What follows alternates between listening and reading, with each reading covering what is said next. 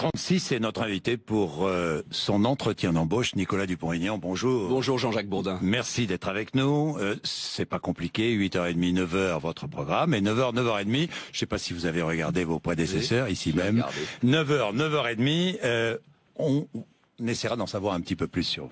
Bien, je vais vous prendre 1 ou 2 minutes que je vous rendrai à la fin pour faire une petite mise au point et pour répondre à François Fillon. Hier sur BFM TV, interrogé par Routel Krief, François Fillon a parlé d'autorité morale. Alors ce matin, je tiens à rétablir en toute tranquillité la vérité. Janvier dernier, nous lançons nos invitations pour nos entretiens d'embauche. L'équipe de François Fillon est la première à répondre. Et rendez-vous est pris à la demande de François Fillon pour le 21 avril, vendredi prochain.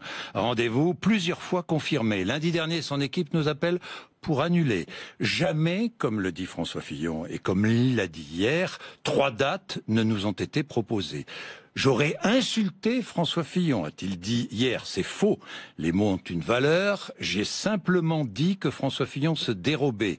Et comme les mots ont une valeur, ils touchent lorsqu'ils expriment la vérité.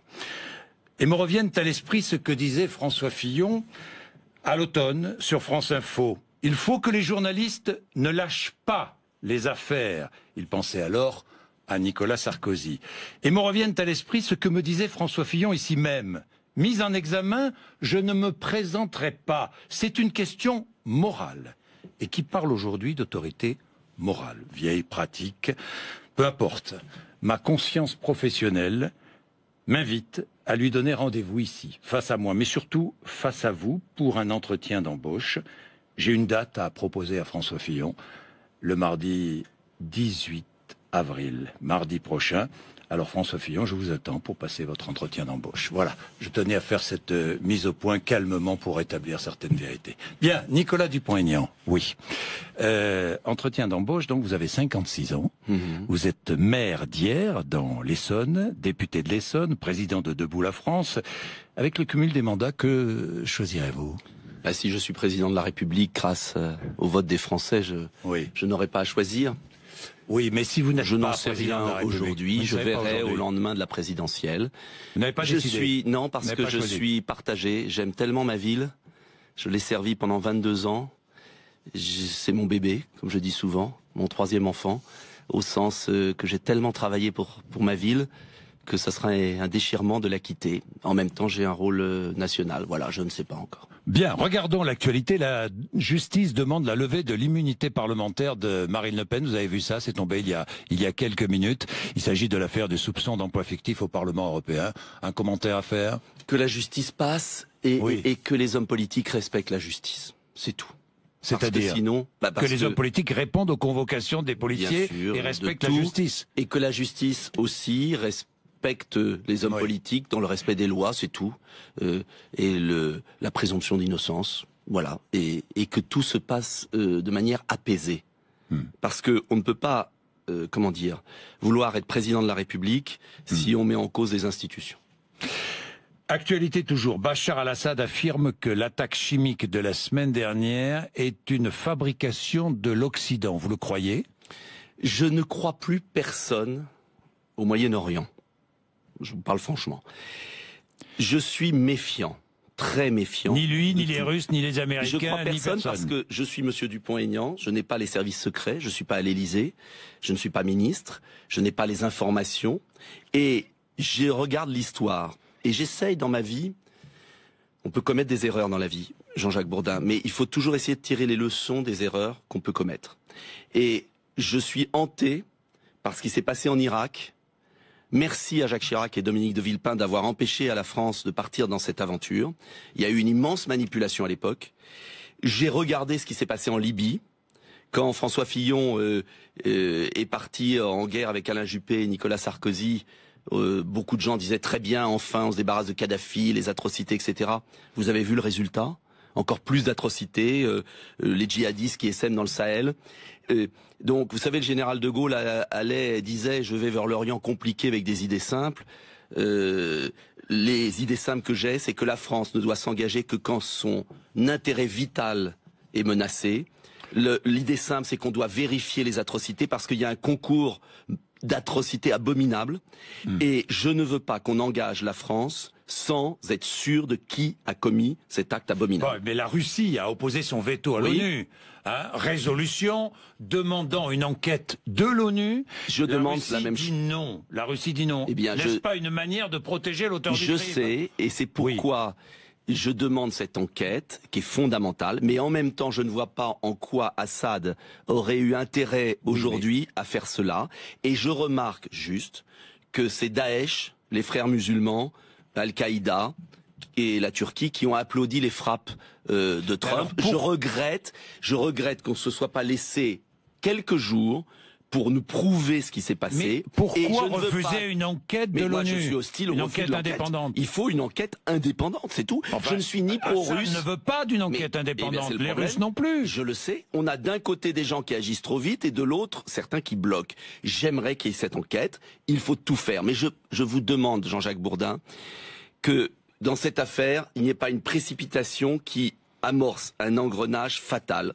Car je ne veux pas que la Syrie soit le troisième chaos semé par les Occidentaux à cause des fautes des pays locaux. Bien, actualité, toujours l'actualité de la campagne présidentielle. François Hollande intervient dans la campagne. Il dit qu'il faut craindre absolument une victoire de Marine Le Pen ou Jean-Luc Mélenchon. Il est dans son rôle ou pas? Écoutez, peu importe. François. Peu importe. Non, je vais vous dire. Est-ce qu'il fait un cadeau à Jean-Luc Mélenchon? Oui, c'est ce que je pensais. Tout ça est pathétique. Je vais vous dire pourquoi. Parce que François Hollande n'a pas pu se présenter, vu l'état de son bilan et de son impopularité. Je préférerais que François Hollande ait la décence de réfléchir à son bilan, de faire son examen de conscience et d'assurer avec impartialité sa fonction présidentielle. Voilà. Bon. Alors autre chose, ne perdons pas de temps là-dessus. Alors autre chose, Jean-Luc Mélenchon met en garde contre la catastrophe Le Pen, Macron, Fillon. Si vous élisez ces trois-là, eh ben vous allez cracher du sang. Vous êtes d'accord avec lui? Je suis d'accord en partie, mais je l'ajouterai dans la bande des trois. Oui. Parce qu'en vérité, oui. Pourquoi? Parce qu'en vérité, ces quatre-là, soit on continue la même politique avec Macron, Fillon. Macron est moins franc que Fillon. Fillon a la franchise de dire vous allez souffrir parce que je vais appliquer le diktat de Bruxelles, de Berlin, et je vais mener une politique de souffrance sociale. Il a au moins le mérite de dire la vérité. Politique, je le rappelle aux électeurs, totalement contre-productive, qui va nous amener un chômage de masse monstrueux et une crise sociale. Et c'est pourquoi je suis en désaccord avec François Fillon. C'est pas par opposition personnelle. Souvent on me pose des questions. Non, j'ai une politique économique et je propose une politique économique radicalement différente de récompense du travail et de baisse d'impôts. Je vais y revenir.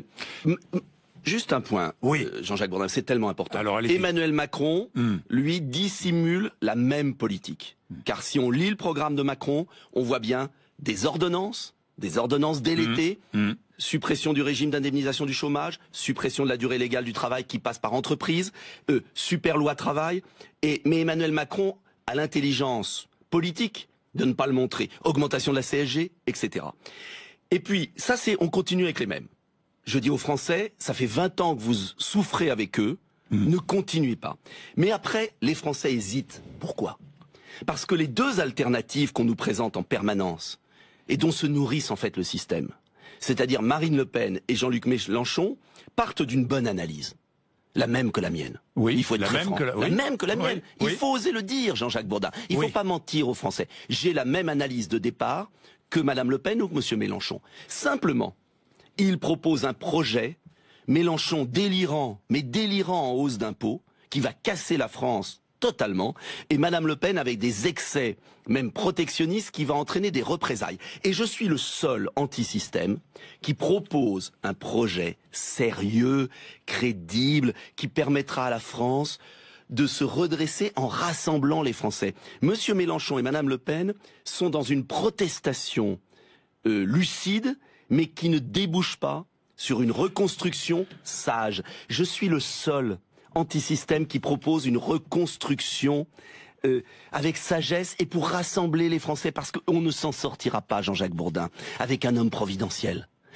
Est-ce que les Français veulent redresser le pays avec moi, c'est-à-dire ensemble? On ne arrivera pas à redresser le pays en jetant des anathèmes. Et je vais vous dire pourquoi les Français sont perdus aujourd'hui. Parce qu'on leur présente que ces quatre-là. Et ils hésitent, ils se disent, on veut pas continuer avec les mêmes, mais on veut quand même pas partir dans le décor. Alors, eh bien, je propose un bon compromis. Bien, un bon compromis. Nous allons venir très vite. Si on lit les programmes. Second tour. Si vous n'êtes pas au second tour, je ne vous demandais pas pour qui vous allez voter, mais est-ce que vous savez pour qui vous ne voteriez pas? Ah bon, c'est la même chose. Comme il y a deux personnes. Bon, Jean-Jacques Bourdin, là, vous me prenez pour un idiot. Bon, pour qui vous ne voteriez pas? Je vais vous dire, Jean-Jacques Bourdin. D'abord, j'ai toujours considéré que les Français étaient adultes et n'avaient pas besoin de consignes. J'en donne jamais. Oui. Mais, vu l'ampleur du choix, s'il y a un choix, et si les Français ne me placent pas au deuxième tour, mais je leur dis que c'est encore possible que je sois au deuxième tour, s'ils le veulent, eh bien je prendrai mes responsabilités, qui seront historiques. Voilà, point. Historique. Oui, parce que le choix, si je n'y suis pas, et c'est pourquoi je demande aux Français... Vous êtes dans le choix du non à l'Europe.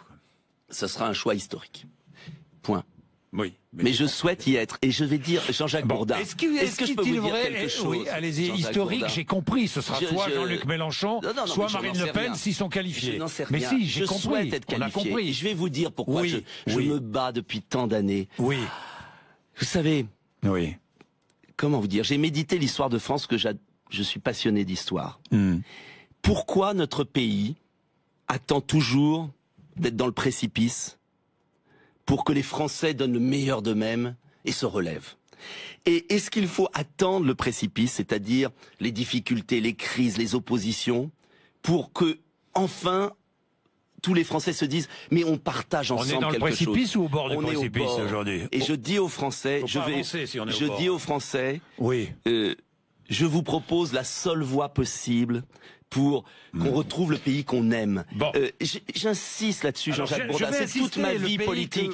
Toute ma vie politique. Parce que quand j'ai quitté, on va en parler peut-être après. Oui, on va y revenir. Quand j'ai eu le courage de quitter l'UMP, quand j'ai dit les choses à l'avance, je l'ai dit, j'ai annoncé tout ce qui allait se passer. J'ai eu le courage de rompre. C'était dur. J'ai traversé le désert, il n'y avait pas d'oasis. J'en ai bavé avec ceux qui m'ont suivi. Et aujourd'hui, de plus en plus de Français me rejoignent. Simplement, ils sont bloqués. Vous savez pourquoi ils sont bloqués? Parce que on leur ressort la vieille ficelle politicienne du fameux vote utile. Le fameux vote utile. Vous savez pour qui il est utile, le vote utile? Pour qui? Pour des politiciens cramoisis, corrompus, une dans leur... Bon, allez-y. Vous êtes marié, quand vous avez choisi votre femme. Oui. Est-ce que vous l'avez choisi? Ou c'est la femme qui vous a choisi? On s'est choisi mutuellement. Mais alors elle, est-ce qu'elle vous a choisi par défaut ou par amour? Ah ça, il faut lui poser la question. Alors vous, est-ce que vous l'avez choisi par défaut ou J'ai choisi par amour. Oui. Non. Et le choix du président de la République, c'est pas important? Mais si, c'est important. Alors Français, choisissez-le. Vous allez le choisir par défaut parce qu'on vous dit qu'il y a que ceux-là qui sont bien? Et vous savez qu'ils sont pas bien, mais comme on vous dit, on vous dit dans les sondages, attendez la suite, comme on vous dit dans les sondages, il y a monsieur Macron, monsieur Fillon, madame Le Pen, monsieur Mélenchon, bon je vais choisir le moins pire. Mais regardez, choisissez ceux... Les Français meurent d'amour pour les 11 candidats à la présidence de la République. J'ai amené un petit papier. D'amour pour vous, par exemple. Je vais vous amener baromètre de confiance. D'un type qui a 15 fois moins de moyens financiers. 15 fois moins d'antennes. Qui n'a pas les couvertures, pas ici, c'est sûr. Eh bien, regardez, entre Le Pen, Fillon, je suis en tête sur tous les baromètres de confiance. 41% le dernier, 32 Le Pen, 27 Fillon. Ça, c'est IFOP, Harris, BVA, Ipsos. On cite jamais ces chiffres. On cite toujours les sondages, parce que les sondages, c'est de l'auto-anticipation. Je veux que les Français se libèrent de la tyrannie, du système et votent selon leur cœur. Alors, si c'est un autre que moi, très bien. Je m'incline, mais qu'on ne vote pas en fonction d'un pseudo-vote utile construit par un système qui est en train de voler la présidentielle aux Français. Français, réveillez-vous, c'est vous qui avez le choix. Est-il vrai que vous avez été approché par des émissaires de François Fillon qui vous ont demandé de vous retirer? Oui, c'est vrai, oui. Un jour je publierai des SMS ahurissants. Je leur ai répondu que je n'étais pas à vendre. Je ne suis pas à vendre. Bon, j'ai une autre conception de mon rôle. Est-ce que vous avez confiance en François Fillon et Emmanuel Macron? Non. Ni en l'un ni en l'autre. Pourquoi? Mais confiance, mais même confiance, mais confiance, leur honnêteté, leur, je ne sais pas, non. Non, mais je vous dis ça parce que les Français. Vous savez pourquoi j'ai pas confiance? La confiance. Les Français n'ont pas confiance. Vous savez pourquoi j'ai pas confiance? Ils n'ont pas confiance. Mais ils ont raison. Mais vous savez pourquoi? Vous savez pourquoi j'ai pas confiance? Non, pourquoi? Parce que j'ai été trompé à plusieurs reprises. C'est tout. Quand vous avez été trompé à plusieurs reprises, est-ce que vous êtes assez con pour recommencer? C'est tout.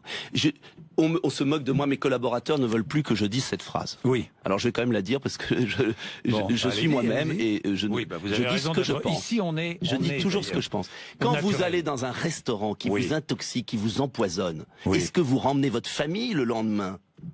Eh bien, les Français se font avoir par le vote utile, par l'ambiance générale.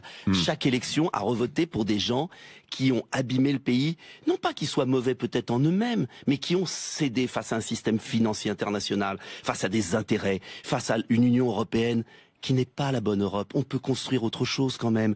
Je veux rétablir la liberté de la France, c'est-à-dire le droit du peuple français à disposer de lui-même. Je suis gaulliste parce que De Gaulle s'est battu, vous savez, pour tous les peuples de la Terre, pas seulement pour le peuple français. Le droit du peuple français à disposer de lui-même, c'est la démocratie. Alors nous ne sommes plus vraiment en démocratie, Jean-Jacques Bourdin. Alors on va parler d'Europe dans la deuxième partie, simplement. C'est la dernier vote là.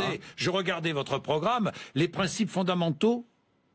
Tout travail mérite un salaire décent, toute allocation exige un travail en contrepartie. C'est ça? J'ai bien résumé là? Oui, le travail universel. Oui, l'esprit. Je vais vous dire. Alors, qu'est-ce que c'est que ce travail, cet emploi universel? Alors, je vais vous dire, j'ai beaucoup réfléchi. On est dans une société avec une partie de la population qui travaille, d'ailleurs avec beaucoup de stress, toujours plus, avec toujours moins, une grande angoisse de tomber au chômage, mais qui travaille. C'est ce qu'on appelle les emplois. Et puis, il y a 6 millions de Français qui sont écartés de tout, qui vivent dans la misère. La question du revenu universel, elle m'a ébranlé, parce que je suis maire et je vois cette misère tous les jours. Et je me suis dit, ils ont raison de cette indignation. Oui, ils ont raison, alors je vais vous surprendre. Ils ont raison de dire on ne peut pas continuer comme ça, avoir des salaires si gros d'un côté et la misère des minima sociaux de l'autre. Et puis j'ai essayé de chercher, depuis des mois je cherchais, et je me suis dit, le revenu universel n'a pas de sens, parce qu'il n'y a pas de travail, et qu'on ne peut pas faire dire aux Français on va vous donner de l'argent, mais qui va payer? Qui va payer? On ne peut pas payer. Alors, j'ai inventé le travail universel. C'est quoi? C'est que la société française doit être la société qui offre d'abord plus d'emplois. C'est tout mon programme de relocalisation. On en parlera. 2 millions d'emplois qu'on peut relocaliser en France, j'en suis convaincu, avec des mesures précises qui se font dans d'autres pays et qui sont compatibles avec les règles du commerce international. Pas de l'Europe, mais du commerce international. Les États-Unis, le Japon, tous le font. Donc moi, je propose de relocaliser 2 millions d'emplois. Premier point. Mais même si je réussis, ce qui serait extraordinaire pour la France, ça suffit pas, il y a encore 4 millions de gens qui sont dans la merde. Et je propose le travail universel. Ça veut dire quoi? Chaque Français qui sera dans une phase de chômage, ou chaque jeune qui sortira sans formation, se verra proposer une activité d'intérêt général en échange d'une allocation. Ce sera à géométrie variable sur la base du volontariat. Je m'explique. Le RSA, on obligera une journée de travail au service de la collectivité. Là, ça sera une obligation. Quand on touche 500 €, on donnera une journée par semaine. C'est nouveau. On m'accuse de tous les maux, je dis que c'est normal, on donne une somme. Bon. C'est un moyen de réinsertion. Attendez la suite. Alors, quand les autres, si on veut donner une journée de plus ou 2 jours de plus pour arriver à un mi-temps, on aura une allocation supplémentaire. Et il y a des centaines de milliers de tâches. Et c'est l'État qui paiera avec les collectivités, parce qu'il y a des centaines de milliers de tâches qui sont dans les clubs sportifs, dans les hôpitaux, dans les collectivités locales. Alors non seulement vous ne limitez pas le nombre de fonctionnaires, vous ne baissez pas le nombre, mais vous l'augmentez. Oui, mais actuellement vous payez des minima sociaux, vous payez des allocations, vous payez et vous laissez les gens enfermés dans la solitude et l'inactivité. Donc on a besoin de services publics. On a besoin pour vous, c'est clair. Compléments, mais bien sûr. Je suis à l'encontre de François Fillon et Emmanuel Macron. Complètement. Totalement. Je dis que la société française peut offrir des tâches d'intérêt général en échange d'allocations, car je ne veux plus que d'un côté, il y ait des allocations sans contrepartie. C'est-à-dire que je veux aider les Français, mais les Français doivent s'aider aussi, faire un effort. C'est la société de responsabilité et de participation.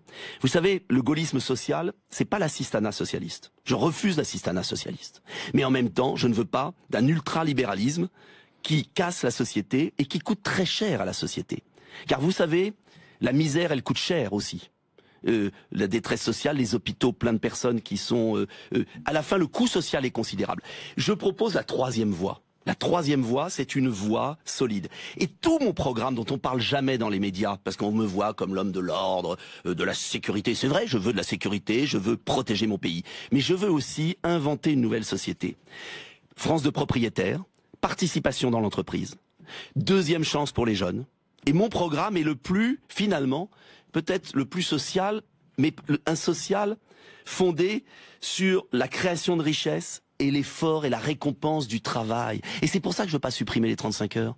Parce que je veux pas supprimer les heures supplémentaires, je vais les défiscaliser. Oui, je veux de la souplesse dans les entreprises. Et je mets en garde les Français, juste sur un point, Jean-Jacques. Alors, oui. Non mais je voudrais les mettre en garde. Oui, mais on va le faire juste. Non mais sur Macron-Fillon. Allez-y. C'est que tous les deux vont supprimer les heures supplémentaires par la négociation d'entreprise.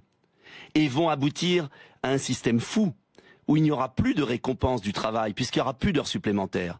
Moi, je veux assouplir les heures supplémentaires, récompenser le travail. C'est pas la même chose. Bien, vous voulez aussi payer les salaires tous les 15 jours, j'ai vu. Oui, on va en parler juste après 9h, il est 8h58. Retrouvez l'appli BFM TV sur votre mobile.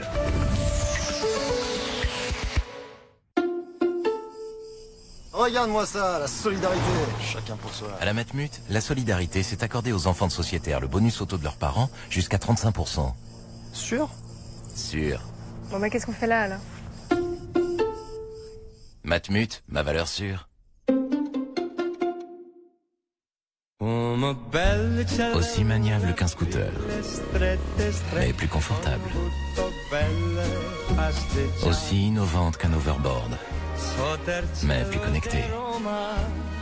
Aussi spacieuse qu'une calèche, mais plus performante. Beautiful horses. Yeah, I'm standard. Fiat 500X, le nouveau crossover. Fiat. Découvrez la série limitée Fiat 500X Live Edition à partir de 16 990 € avec navigation intégrée. À l'affût de la meilleure offre pour votre prochain séjour? Trouvez l'hébergement parfait dans votre budget en un clin d'œil. Votre hébergement idéal vous attend parmi plus d'1 million d'établissements, quel que soit votre budget. Booking.com, Booking.gr. Manchester United-Chelsea, c'est dimanche à 17h sur SFR Sport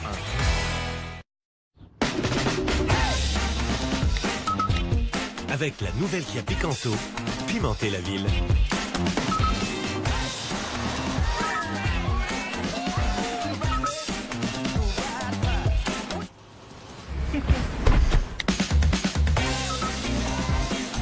Nouvelle Kia Picanto, pimentez la ville. Nouvelle Kia Picanto à partir de 97 € par mois. Kia, le seul constructeur à garantir tous ses modèles 7 ans.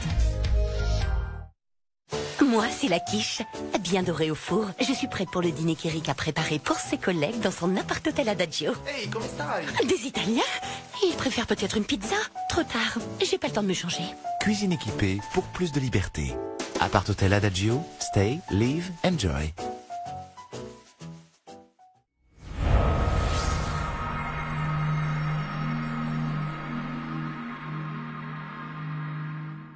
« 2007, l'arrivée des smartphones, vous vous souvenez? C'était complètement fou. 10 ans plus tard, rien n'a vraiment changé. Il est temps de réagir. Hello Moto. Connectez un haut-parleur JBL, un projecteur, un zoom optique puissant et modifiez votre smartphone encore et encore. Hello Moto. Préparez-vous, Moto est de retour. Le nouveau Moto Z avec Moto Mods.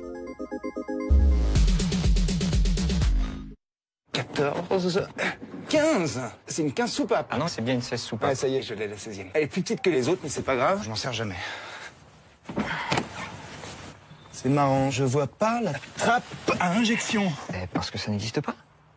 Bien joué. Quand vous achetez une occasion, inutile de jouer les experts. Chez Peugeot Occasion, restez serein, vous avez 10 jours pour changer d'avis. Et jusqu'au 29 avril, bénéficiez de 2 ans de garantie. Test. Ah. Test.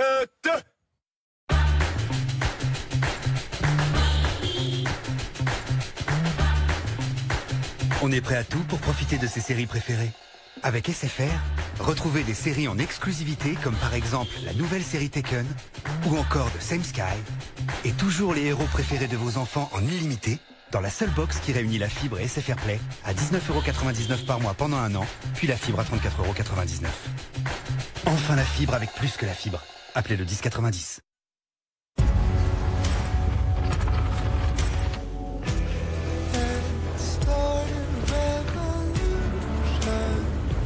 Quatre roues directrices pour une précision de conduite inégalée.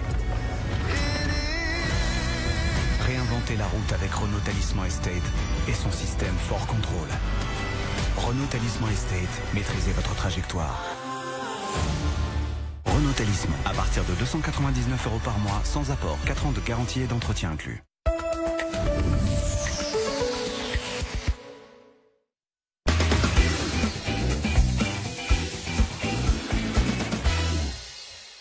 Notre entretien d'embauche, seconde partie avec Nicolas Dupont-Aignan. Vous avez 56 ans, oui. Nicolas Dupont-Aignan. Vous êtes le plus riche des candidats, j'ai vu. Non, je crois être le plus transparent. Ah bon, pourquoi les autres cachent? Moi, j'ai pas mis au nom de ma femme, j'ai pas créé de SCI, j'ai tout mis, même ce qui m'appartient pas vraiment, puisque c'est une donation de mes parents, qui sont toujours vivants, et qui en ont l'usufruit. Voilà. L'usufruit, oui. Donc, j'ai eu la chance d'avoir des parents qui ont beaucoup travaillé. Non, mais ils ont tout à fait le droit de mettre au nom de leur conjoint. Oui, ils ont le droit, moi, j'ai pas souhaité. Je suis en régime de communauté, je partage tout. Bon. Vous êtes en admiration devant votre grand-père. Oui. Hein, l'un des as de la guerre 14-18, aviateur de la première guerre. Des premiers. Ils étaient rares. Ils étaient rares. Très rares. Vous l'avez connu? Beaucoup. J'ai beaucoup discuté avec lui. Il est mort quand j'avais 14 ans. Oui. Et c'était un homme extraordinaire qui a été un des premiers aviateurs de la guerre de 14, qui a été descendu sur son avion, qui s'en est rescapé, qui a été prisonnier pendant la guerre de 14, qui a fait de la résistance sans jamais le dire pendant la guerre de 40, sans jamais le dire, qui a jamais eu aucune médaille, et qui était d'une simplicité, voilà, des grandes personnes. Vous voyez, j'ai les larmes aux yeux en parlant. Oui. Parce que c'est des gens comme ça qu'on fait le pays. C'est un peu pour tous ces petits anonymes que je me bats. Vous voyez, parce que la France, elle n'est pas faite des grands dont on parle tant. Elle est faite des millions de petits. Et je supporte pas le mépris social. En fait, ce qui m'a motivé, je crois, au départ, c'est... Mais il est où, le mépris social? Il est où, Nicolas Dupont-Aignan? Mais il est dans toute l'oligarchie qui nous gouverne, qui ne respecte pas les Français, qui les juge, qui les traite de feignants alors qu'il n'y a pas un peuple plus courageux. Voilà, je ne me suis jamais senti membre de ces gens-là. Vous voyez, je suis arrivé à l'Assemblée. Vous êtes membre depuis le début. Mais oui. Vous avez, je suis le Sciences Po, vous avez un DESS de l'entreprise, vous avez l'ENA. Oui. D'ailleurs, vous êtes sorti à quel rang de l'ENA? Pas terrible. Hein. Ouais, enfin, entre les deux. Oui, entre les deux, oui. Non, mais je vais vous dire, je me suis jamais senti bien. Vous dites jamais. Non, je vais vous dire pourquoi. Vous n'étiez pas bien, l'ENA? Non. Ah bon? Quand je suis arrivé là-bas, j'ai toujours eu le sentiment, dans ces milieux-là, d'être différent. Mais vous avez vécu dans ces milieux-là? Oui, mais justement. Depuis que vous êtes tout jeune. C'est pour ça que je suis révolté. Vous avez vécu l'ENA. Mais attendez, je l'ai fait avec Copé, avec Dutreuil. Mais j'ai vu. Si vous voulez, moi, je suis un enfant d'une famille normale. Oui. Mes parents ne connaissaient même pas Sciences Po. Ils ne savaient pas que ça existait.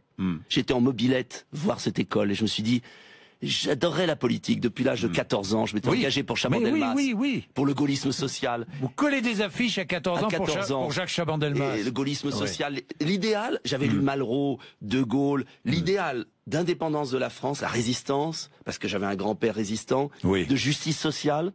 Ce monde, je ne le connaissais pas. J'ai eu envie d'y accéder. Je me souviens, je passais devant l'Assemblée nationale avec mes parents, en voiture, j'avais 10 ans ou 12 ans, et je leur disais, je veux être là. Et c'est curieux, je m'en suis souvenu.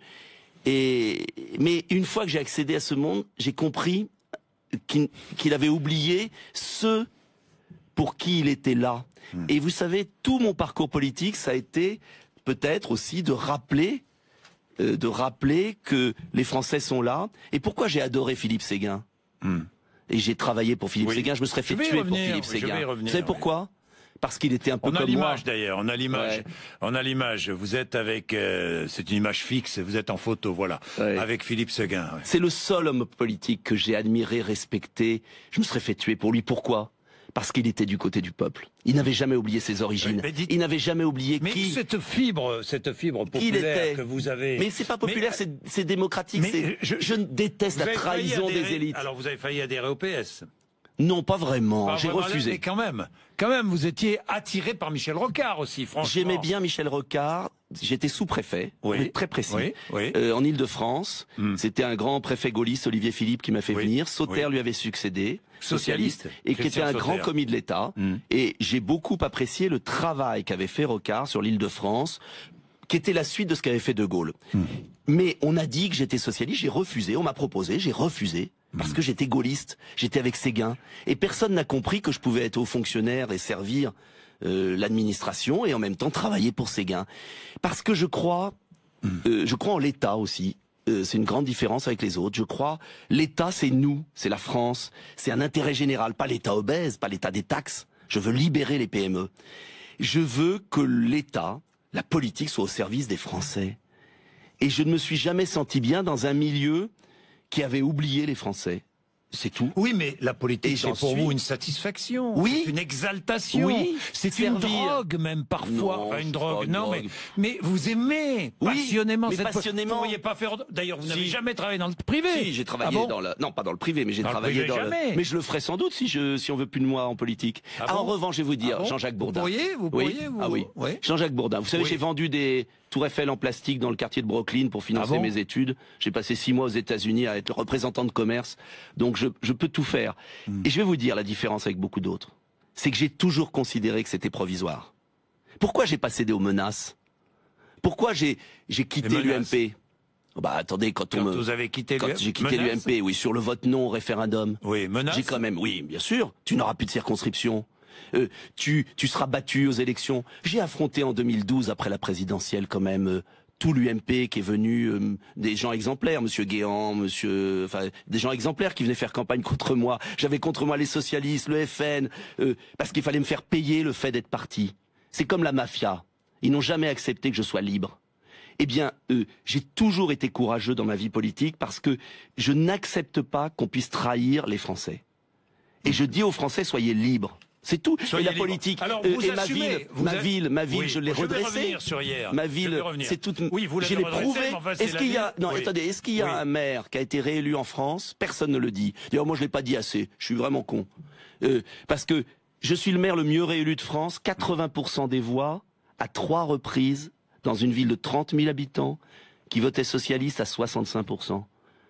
80% des voix à 3 reprises. Enfin, c'est quand même la preuve que j'ai fait du boulot, peut-être, avec une équipe. Oui. Enfin, on a fait le boulot. Une ville où les impôts locaux sont les plus élevés de France. Oui, et qui était la ville la plus endettée de France, avec Angoulême. Une faillite, d'un maire escroc.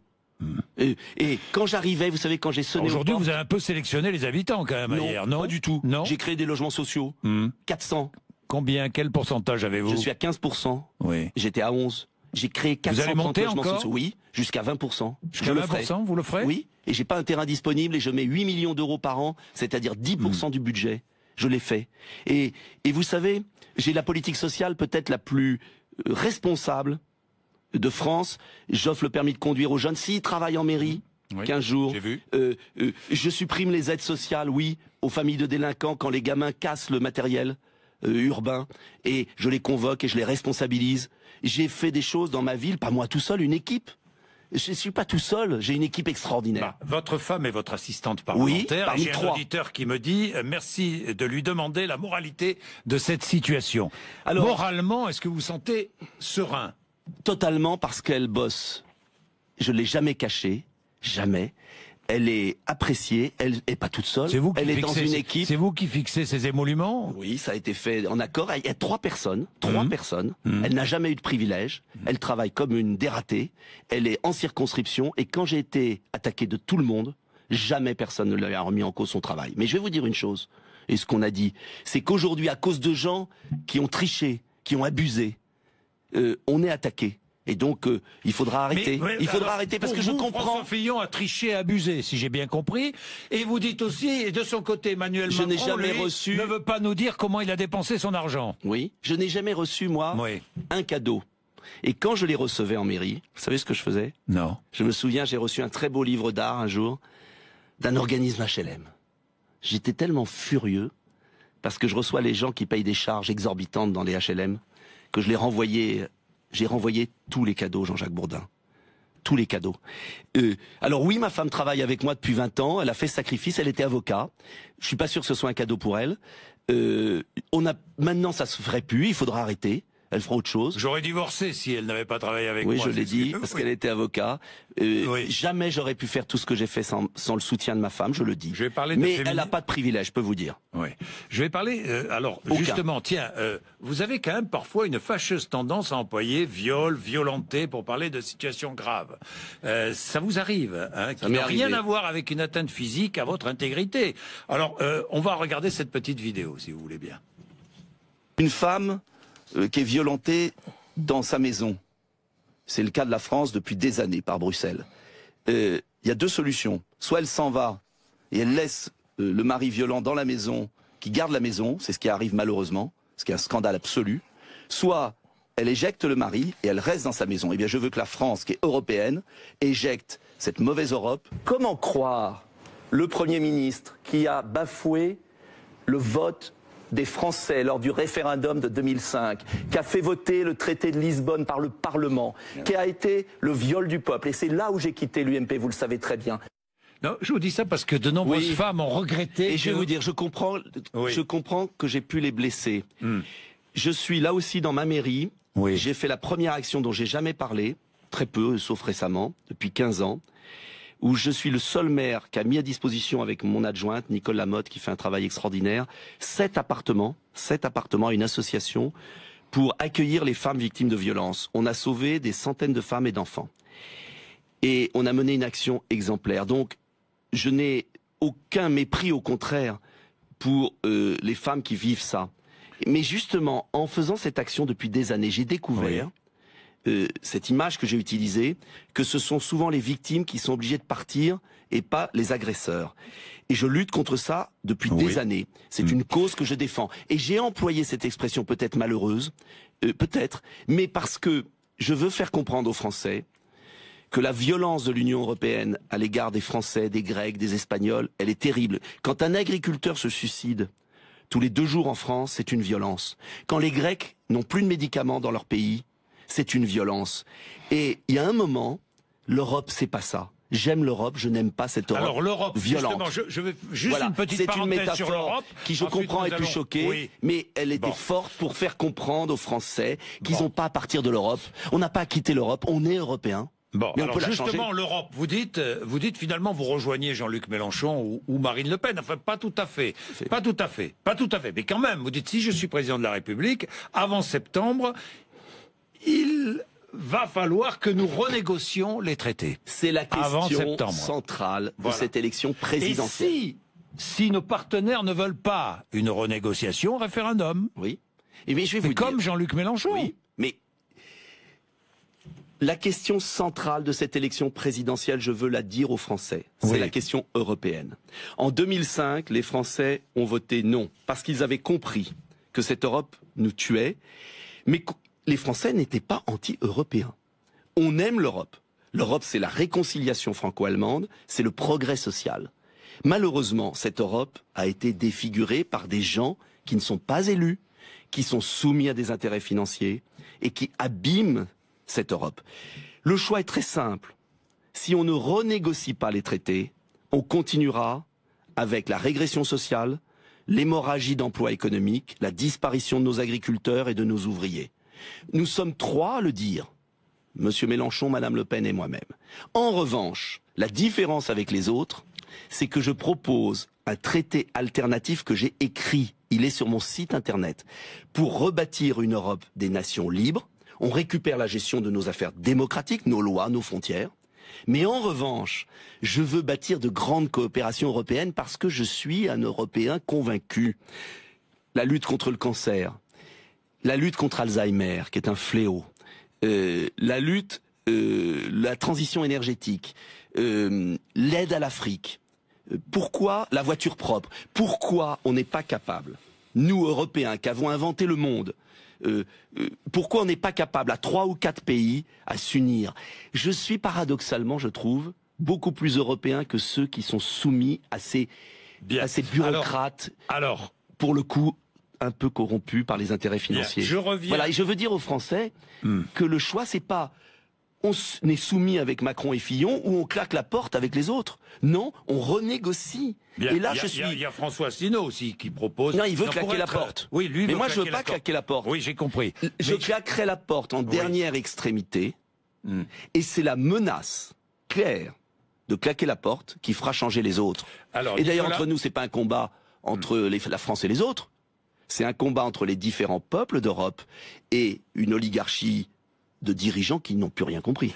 Bien, Nicolas Dupont-Aignan, je reviens, je voulais, cette parenthèse refermée, je voulais revenir sur le droit des femmes, et notamment la parité, l'égalité salariale. Est-ce que vous, dans votre méridière, par exemple, est-ce qu'il y a égalité salariale? Nous avons un audit qui est fait, et en tout cas, on fait tout pour qu'il y ait égalité salariale. En tout cas, j'aimerais que l'audit me donne le résultat, mais je pense qu'on est bon. Comme sur l'aide aux handicapés, je suis l'un des rares maires qui a recruté les 6%. On parle jamais des handicapés dans cette campagne. C'est la plus grande injustice de France. La plus grande injustice de France. Sur l'égalité homme-femme, je veux créer un label pour les entreprises et les administrations, mais un label unique, surveillé par l'État.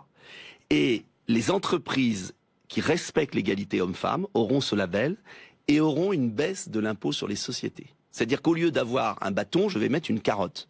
Parce que je crois Même que chose par la pour carotte... les partis politiques, dites-moi. Bon, les partis politiques, c'est déjà le cas. C'est déjà le cas. Vous savez que j'ai eu une amende...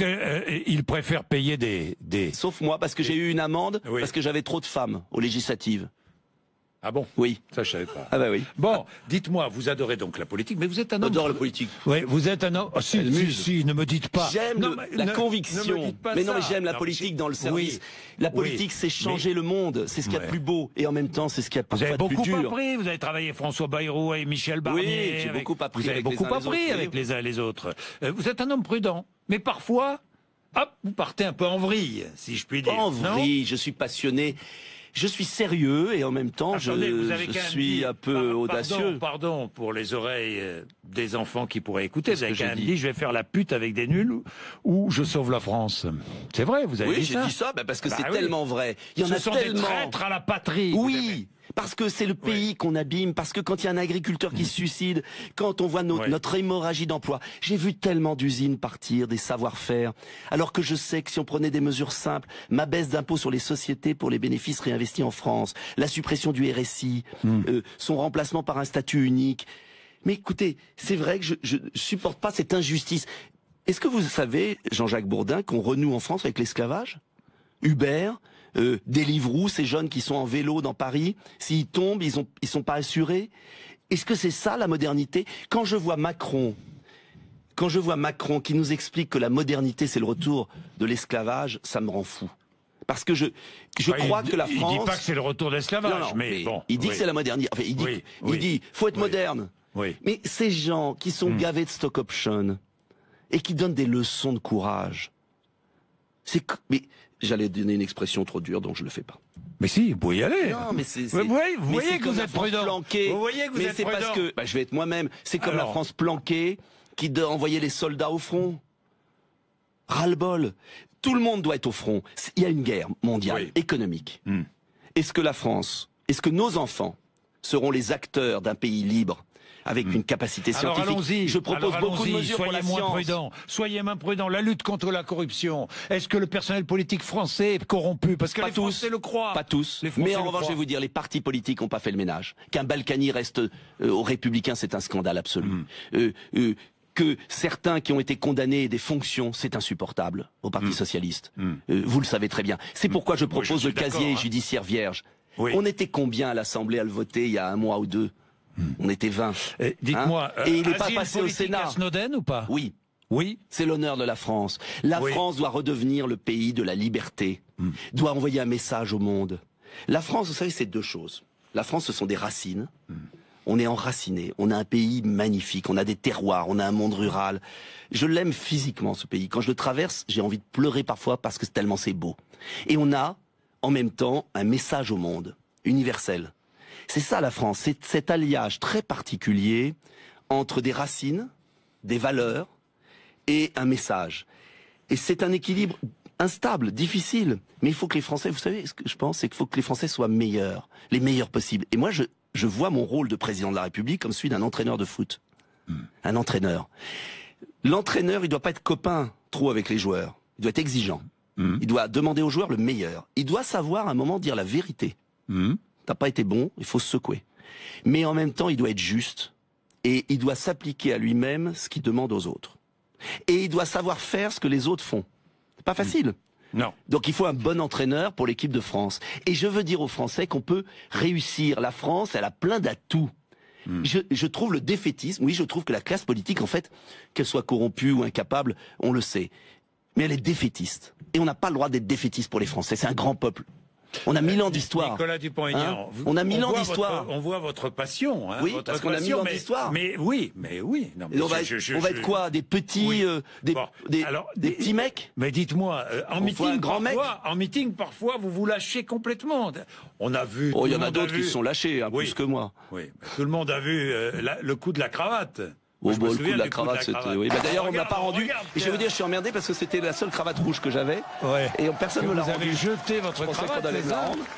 Hein? Oui, voilà, c'était sympa. Bon, mais vous savez, il y a des gens qui se dévouent. C'est vrai que vous étiez, vous rêviez d'être chanteur quand vous étiez petit?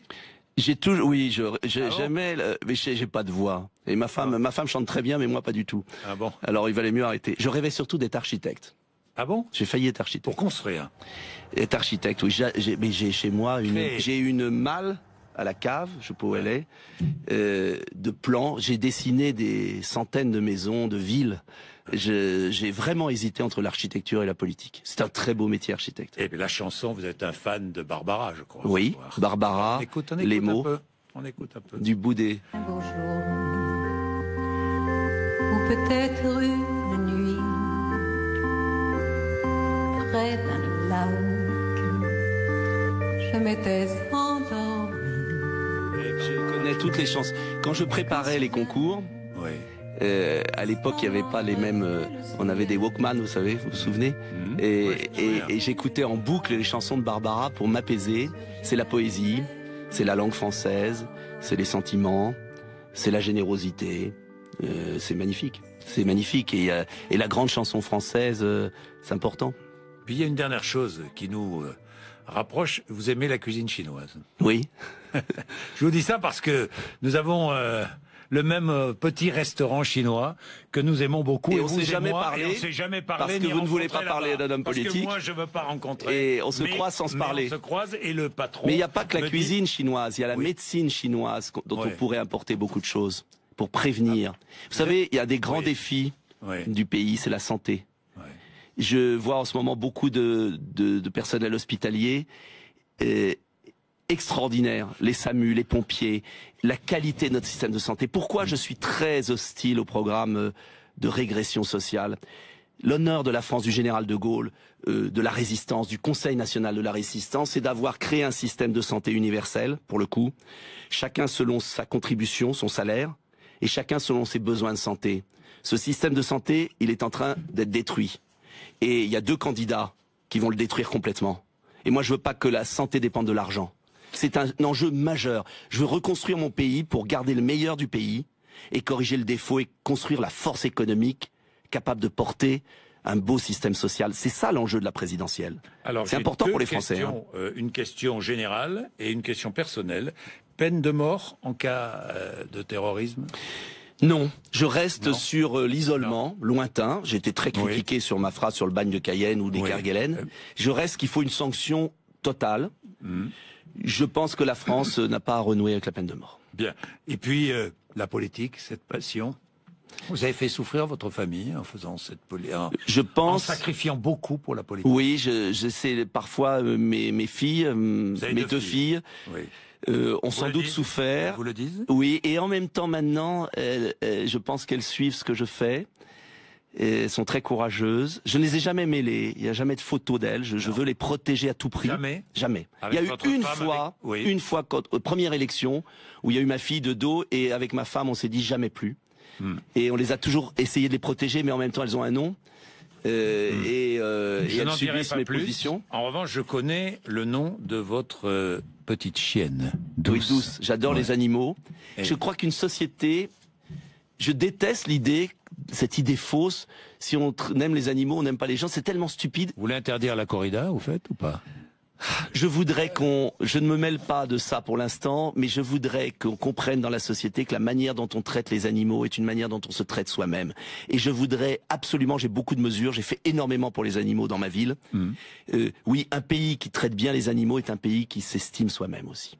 Merci Nicolas Dupont-Aignan d'être venu nous voir passer votre entretien d'embauche. Merci. Demain, exceptionnellement, nous serons là pour recevoir Jacques Cheminade de 8h30 à 9h30, même temps de parole. Et nous continuerons tout au long de la semaine prochaine. Un point, oui, Jacques Bourdin. Nicolas Dupont-Aignan, merci de cette égalité du temps de parole. Il n'y a pas de petits et de grands candidats. Non, et je suis dis aux Français, d'accord. s'ils commencent à accepter qu'il y ait des petits et des grands candidats, eh bien ces grands candidats les traiteront différemment entre petits et grands Français. Qui prennent garde. Il y a 11 candidats. Merci. Qui lisent les programmes. Merci Nicolas Dupont-Aignan. Il est 9h27. Demain, de 8h30 à 9h30, édition spéciale Entretien d'embauche. Je recevrai Jacques Cheminade. Réponse à mes questions sur son programme, réponse sur sa personnalité. Demain, de 8h30 à 9h30,